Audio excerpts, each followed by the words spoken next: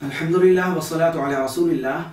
قرآن شریف کے پھٹے ہوئے ورقے یا پرانا قرآن شریف جس میں پڑھنا مشکل ہو اور ان کی بے عزتی کا خطرہ ہو، اس صورت میں ان کی بہتر شکل تو یہ ہے کہ ان کو کسی ایسی جگہ دفن کیا جائے جہاں پر لوگوں کے عام طور پر قدم نہ پہنچتے ہوں، یا کسی سمندر یا کسی بہتے ہوئے صاف پانی کے اندر دریا میں بہا دیا جائے۔